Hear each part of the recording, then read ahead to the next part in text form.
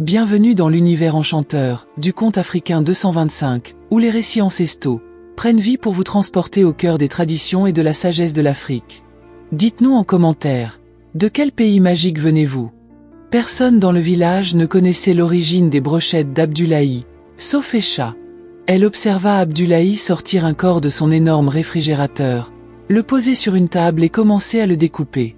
Terrifiée, elle recula pour s'enfuir de la maison d'Abdoulaye, mais une assiette tomba, faisant du bruit. Abdoulaye se précipita pour voir qui venait de découvrir son secret, et il s'agissait de sa bien-aimée, Echa. Dans une ville appelée Ajigu, vivaient des gens paisibles et amicaux, connus pour leur zèle infatigable dans leurs diverses activités commerciales. De nombreux visiteurs venaient au village pour acheter et vendre. Les habitants d'Ajigu, très accueillants, ouvraient leurs portes à tous. Parmi ceux qui venaient vendre à Ajigu se trouvait Abdoulaye, un homme très doux et discret. Il parlait peu, sauf pour vanter ses brochettes à ses clients. Les habitants d'Ajigu l'aimaient beaucoup, mais ils aimaient encore plus ses brochettes. Chaque fois qu'il passait près de son étal, l'arôme alléchant de la viande grillée les attirait comme un aimant. Les brochettes étaient délicieuses, épicées, tendres et terriblement addictives. Tout le monde savait qu'Abdoulaye avait un ingrédient secret, mais personne ne devinait lequel. Abdoulaye avait de nombreux concurrents depuis son arrivée à Ajigu des années auparavant. Les habitants avaient délaissé leurs anciens vendeurs de brochettes pour lui, ce qui rendait ces derniers furieux. Mais lorsqu'il goûtait ces brochettes, il comprenait pourquoi les gens le préféraient. Ils essayaient en vain de percer le secret de sa recette. Ce qui les intriguait aussi, c'était le prix des brochettes d'Abdoulaye. Non seulement elles étaient savoureuses et tendres, mais elles étaient aussi incroyablement bon marché. Cela irritait les autres vendeurs, que les habitants accusaient d'être avares et égoïstes. Abdoulaye devint leur favori. Ces brochettes étaient si abordables et délicieuses que les autres vendeurs ne comprenaient pas comment ils pouvaient vendre à si bas prix tout en restant rentables. Ils se posaient des questions, mais n'obtenaient jamais de réponse. La plupart des vendeurs de brochettes abandonnèrent leur commerce, car tout le monde achetait chez Abdoulaye. Venir à Ajigu fut la meilleure décision qu'Abdoulaye ait jamais prise. Dans son village précédent, ses ventes étaient médiocres, malgré le goût apprécié de ses brochettes. Mais à Ajigu, ses affaires prospéraient comme jamais. Des gens venaient de loin pour goûter les fameuses brochettes d'Abdoulaye. Son commerce grandit tellement qu'il passa d'une simple table dans les rues du village à une petite boutique. Ses clients étaient si nombreux qu'ils faisaient la queue avant même que les brochettes ne soient prêtes, criant « Abdoulaye, mon ami, je suis là !» ou « Abdoulaye, je veux beaucoup de piment !» Bientôt, Abdoulaye ne put plus gérer seul son commerce. Cela devenait épuisant. Après mûre réflexion, il brisa sa règle de ne jamais embaucher et recruta 3 personnes pour l'aider à vendre, mais pas à préparer la viande. Cela frustrait ses employés, qui pensaient qu'Abdoulaye devrait les superviser pendant qu'il faisait la majeure partie du travail. Au lieu de cela, il continuait à tout faire lui-même. Il avait 3 boutiques à différents arrêts de bus. Abdoulaye découpait, lavait et préparait la viande chez lui avant de l'apporter à ses boutiques. C'était un travail colossal, mais il ne se plaignait jamais et le faisait avec joie. Ses employés se demandaient pourquoi il agissait ainsi. Cela ralentissait l'activité, car il fallait attendre qu'il apporte la viande, et quand elle était épuisée, il devait attendre une nouvelle fournée. Ils décidèrent d'organiser une réunion avec Abdoulaye. « Madame, nous aimons votre travail et nous vous remercions de nous avoir donné cette opportunité, car nous savons que vous ne vouliez embaucher personne avant. Mais nous pensons que vous devriez vous reposer. Nous pouvons aller au marché, acheter la viande, la préparer, tout faire ici pour que vous ne vous fatiguiez pas. Comme ça, le commerce ira plus vite, sans retard, et nos clients ne se plaindront plus, dirent-ils. » Abdoulaye répondit, « Mes chers employés, je vous remercie pour votre travail, mais ne vous inquiétez pas. Vous ne connaissez pas ma recette secrète. Si je vous laissais préparer la viande, vous ne sauriez pas la cuire comme moi. Voulez-vous que mes clients s'en aillent? » « Non, non, répondirent-ils. Ils voulaient seulement le bien de l'entreprise, mais Abdoulaye ne les écouta pas. Cependant, un employé têtu, Idriss, ne l'écouta pas non plus. Il était déterminé à suivre Abdoulaye au marché pour acheter la viande et la préparer avec lui. Un jour, il se leva très tôt et se rendit chez Abdoulaye, espérant l'accompagner. Mais son plan échoua. Lorsqu'il arriva, il entendit Abdullahi déjà en train de découper la viande. Déçu, Idriss se dit « Merde, il est déjà allé au marché ». Il ouvrit la porte, qui était entr'ouverte, et vit Abdullahi découper la viande. « Abdullahi, à quelle heure vous levez vous-même » demanda Idriss, espérant l'impressionner par son dévouement. Mais au lieu de cela, il découvrit une facette d'Abdullahi que personne n'avait jamais vue. Choqué de voir Idriss chez lui, Abdullahi avait oublié de verrouiller la porte. Idriss vit la peur dans ses yeux et fut perplexe. « Idriss, bon à rien. Que fais-tu chez moi? Qui t'a permis d'entrer comme ça? Sors d'ici et ne reviens jamais. Tu es viré. Je ne veux plus te voir dans mes boutiques. » cria Abdullahi. Idriss, abasourdi, se demanda ce qu'il avait fait de mal. Il ne cherchait qu'à aider l'entreprise, mais il se retrouva licencié.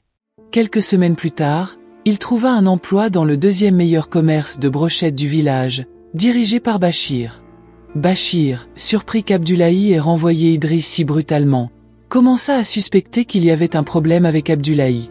Après avoir entendu l'histoire d'Idriss, il se dit que ses méthodes n'étaient pas claires. Il le soupçonnait depuis longtemps, mais n'avait aucune preuve.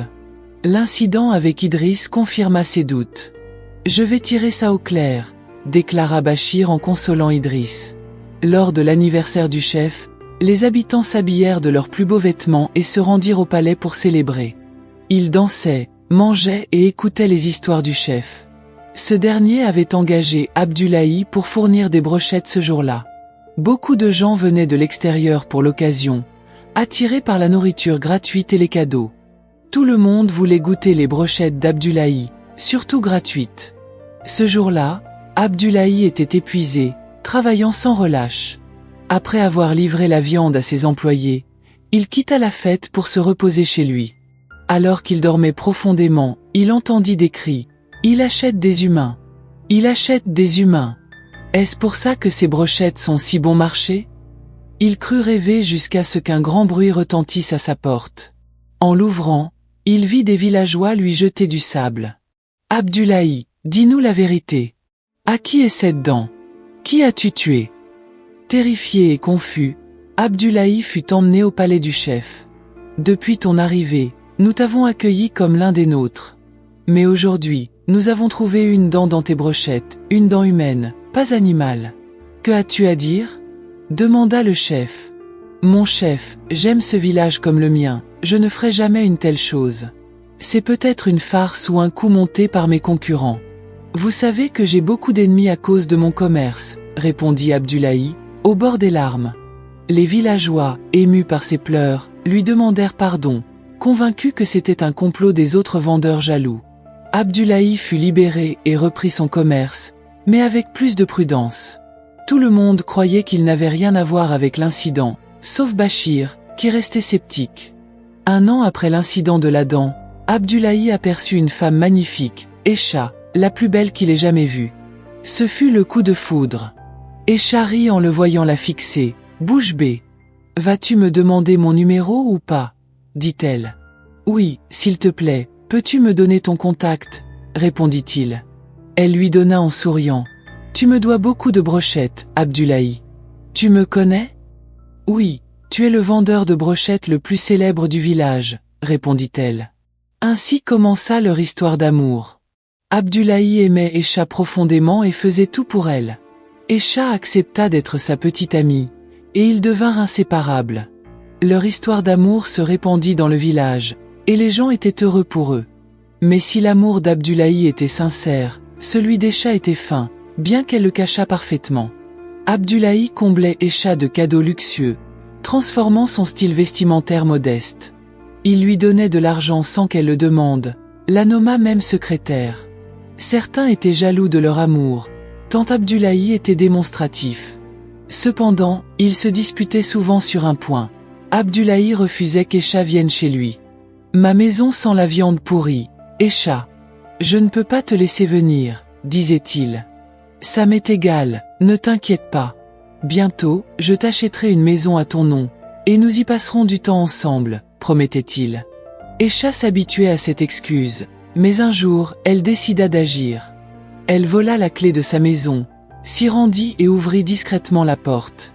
Cachée dans un coin, elle vit Abdullahi ouvrir son réfrigérateur et en sortir un bras et une jambe humains. À l'intérieur, il y avait des têtes d'hommes et de femmes. Choquée, Aïcha, qui avait prié pour que les rumeurs soient fausses, réalisa qu'elle était tombée amoureuse de lui pendant sa mission secrète pour découvrir la vérité. En reculant, elle fit tomber un objet, alertant Abdullahi. Il courut vers elle et voyant Aïcha, ses yeux devinrent rouges. Il resta figé. « Pourquoi as-tu fait ça ?» murmura Aïcha, en larmes.